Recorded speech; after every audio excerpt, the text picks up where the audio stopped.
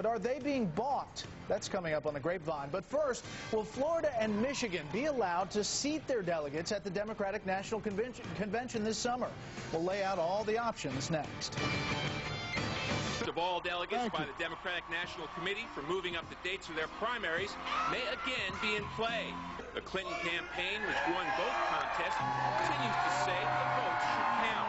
I think that the people of Michigan and Florida spoke in a very convincing way that they want their voices and their votes to be heard. The turnout in both places was record-breaking, and I think that that should be respected. But last summer, all the candidates signed a pledge not to campaign in either state.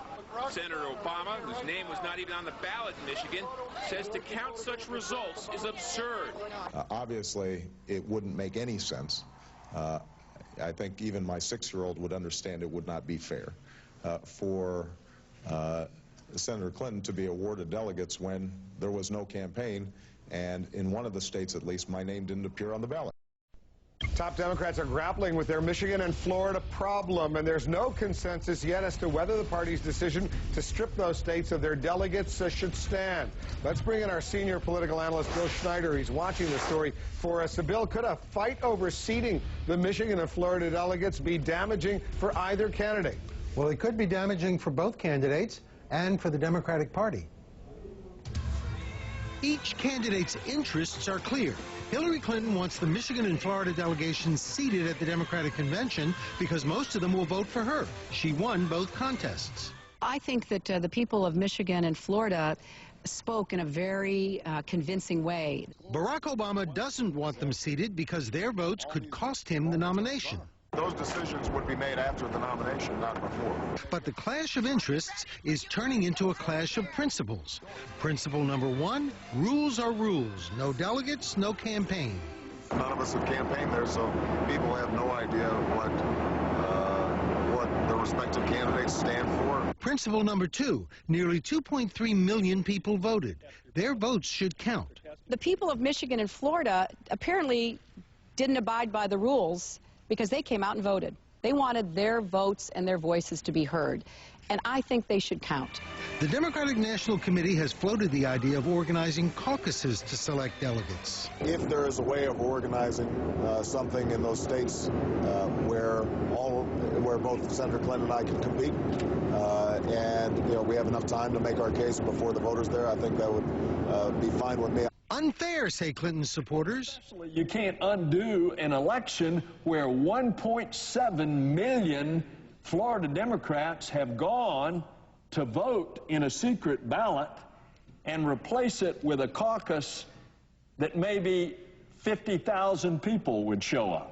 Another clash of principles and interests. You see, Obama has won 12 out of 13 caucuses. He'd be very happy to see Michigan and Florida organize caucuses to choose their delegates. Interests can be compromised. Principles cannot. And that's why the fight over seating the Michigan and Florida delegates is getting very tough. States heavily backed Clinton. Michigan originally had 366 delegates between them, more than enough to sway this very tight race. Press.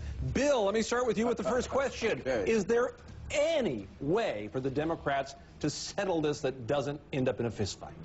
No, somebody's not going to be happy. But I just got to say, you know what? I'm glad we're having this fistfight because this proves that having Iowa and New Hampshire always first is not going to work. And they tried to fix it this year, and they just made it worse. As long as they leave Iowa and New Hampshire in that prime spot where they don't belong, we're always going to have problems like this. My own feeling is let them count the delegates. They voted. People came out to vote. Count the delegates. I don't care. Count the delegates. Count the delegates. Let's listen to what Hillary Clinton said about this, what her argument is about why these people should be counted. Obviously, the people of Florida thought this counted. And I have said that I will do everything I can, if I'm the nominee, to make sure that the Florida delegates are seated. Because I want people in Florida to feel empowered and part of this process.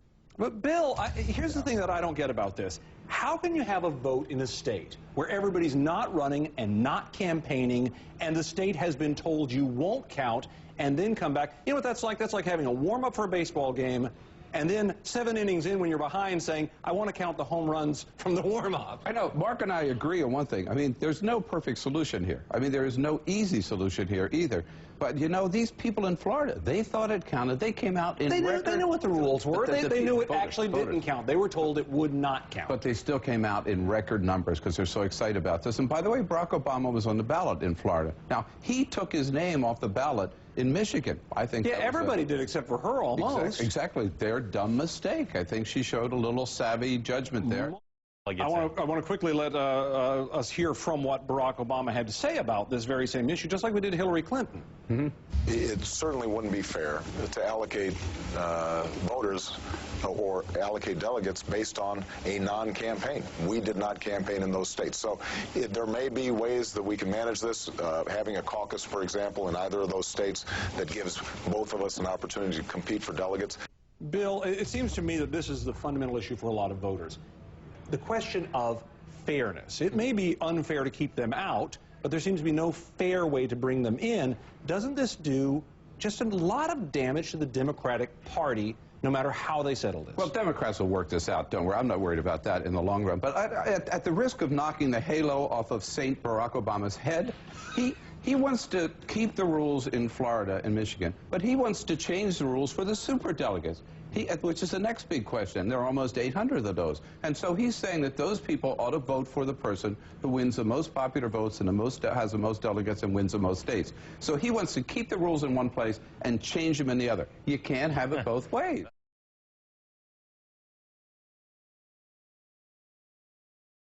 Picking a president for the Democratic Party, I've never seen such intense interest as we're seeing across our country. And I think it's fair to say, based on our recent experience, that Florida will once again be a battleground state.